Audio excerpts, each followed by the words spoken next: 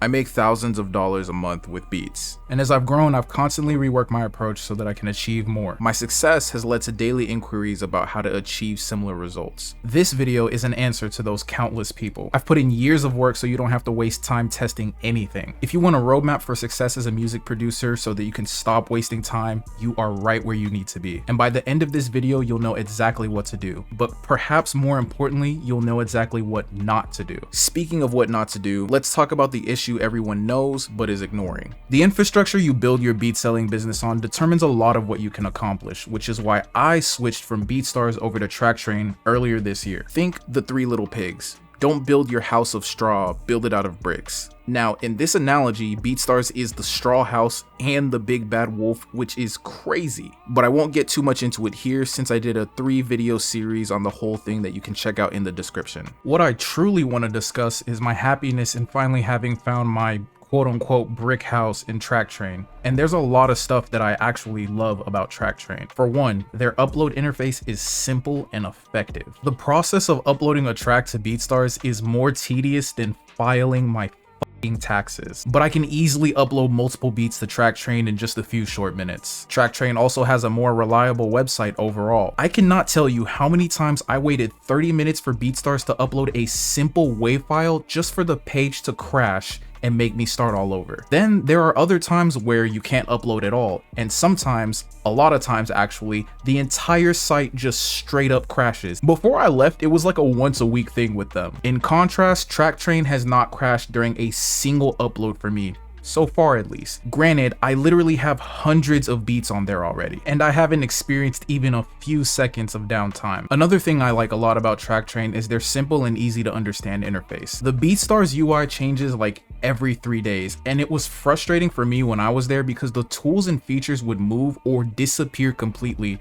which would just cost me even more time. Traktrain is easy to use and simple to understand, which I really like. Speaking of which, their ad system is pretty simple as well. Now granted, I haven't actually used it yet, but from what I can tell, it's far simpler than BeatStars. They're also more transparent, going as far as teaching you how to use the ads, which I think is pretty cool. Oh, and it also seems like you won't just get bot followers from your ad spend on Traktrain the way you would on BeatStars. Speaking of bots, Traktrain has a much cleaner algorithm that isn't riddled with bot activity. Something important to know is that the way all major beat stores work algorithmically is like this. The more sales a beat has, the more views it gets in the marketplace. So it's a little different than what you're used to on regular social media platforms. But Traktrain's algorithm still seems far superior to BeatStars. But I can only guess that it's because Traktrain isn't flooded with bots and their ad system isn't being manipulated to favor specific accounts. And rounding up that point about publishing, more than a few big users on BeatStars told me that they left the platform or that they don't use it as seriously as they used to because it seems like BeatStars started pushing producers that were signed to their publishing company more than others. Of course, they could only speculate on this because as we're learning, BeatStars doesn't want anyone to know what's really going on. You shouldn't depend on the marketplace alone for sales, but it's still good to know that Traktrain's marketplace isn't actively working against you. But the one thing about Traktrain that had me feeling like my first sip of lean after 90 days in rehab is the fact that they have Stripe as a payment processor. Brother, I will never understand why BeatStars got rid of Stripe. They can try to explain it until they're blue in the face.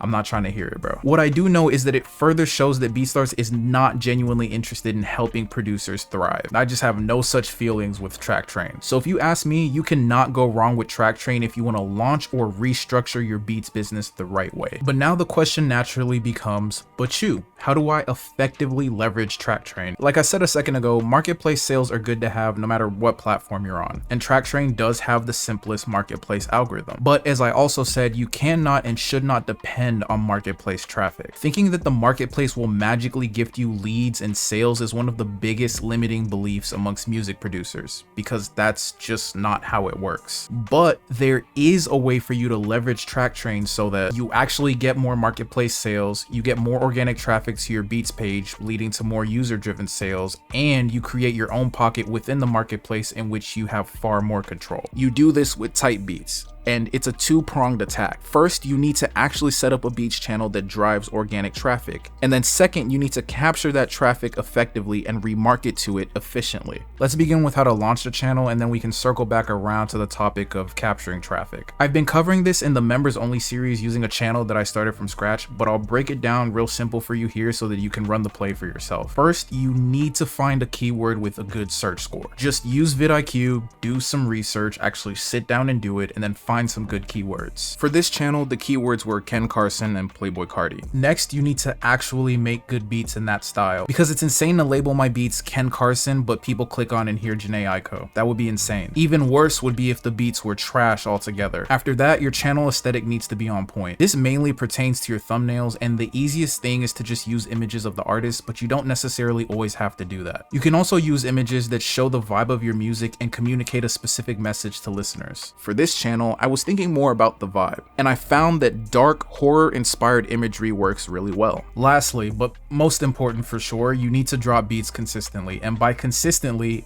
I mean daily. If you're just starting a channel, you need to do daily for at least the first 30 days or until you start seeing results. There's a lot of reasons you need to do this, but the main three are that 1, you need to get enough reps to see what's working and what's not as quickly as possible. 2, you need to inject your channel into the algorithm as fast as possible. And 3, your competition, at least the people who are doing it successfully, are already doing daily beats. You can taper down to every other day or 3 times a week after you've built the initial traction, but to start, you need to do daily so that you can gather data, gain impressions, and compete. I actually started this channel by doing beats twice a day based on the 3 reasons I just listed. This is exactly how I grew this new channel from scratch in just 30 days to already having 15,000 views. And so now I've tapered to just 1 beat a day on this channel, and I'll probably stick with that moving forward. And this channel has already generated upfront sales and is well on its way to monetization. But the way it'll make the most money over time is through lead generation. Without getting too far into boring marketing nerd talk, a lead is a potential customer or an existing customer that you'd like to sell to again. And lead generation is collecting these potential customers or converting them into repeat purchasers. I'm gonna make this as simple as possible because, brother, we are running out of time here. Just give out free beats so that you can build a list of artists that you can email 1 to 2 times per week. Traktrain actually makes this super easy because they automatically let you give out free beats as a lead magnet. They also collect the emails directly on the website without the need for third-party integration like BeatStars. But you do have the option for third-party integration if you'd like to on Traktrain. So just offer free downloads, export the contact information from Traktrain, and then import it into an email service provider. I suggest using Beehive because they let you have up to 2,500 leads before you have to start paying. And the best way to engage your leads is just by sending them beat packs once or twice a week. You're already making a bunch of beats for your channel, so this shouldn't be difficult. And don't worry about annoying them with your messages, right? Because the people who don't like it will just leave, but most of them won't mind, and many of them will actually appreciate you messaging them directly. As far as your sending format, just do it similar to the way you would with sending out loops. Use Google Drive so that your files show up without the need for them to click into the email, and so that they can preview your files without having to download them. Then just send 2 to 5 links of the best beats in the pack and then link the rest of the pack at the end of the email. And this should go without saying, but make sure you tag your beats and also make sure that your terms are clear. I usually do free for nonprofit, but every once in a while I'll offer a free for profit license with a very low stream count. Also, do not worry about beat thieves, just focus on the play. Genuine artists, you know, the people that your marketing is actually for, will just buy the beat if they're monetizing the track they made on it. Just lock in on sending hard beats to your leads so that they stay tapped in with you as a producer. And every 4 messages or so, make one of them about connecting with them. Ask them what they're working on and maybe even share what you've been up to. Things like accomplishments, new releases, or content you're making. You can also send them gems about artist development, but this does depend on how much you're studying the space. And yes, you can and should send them promotions as well. The key is to just not be spammy about it. So if you send 4 emails in a month,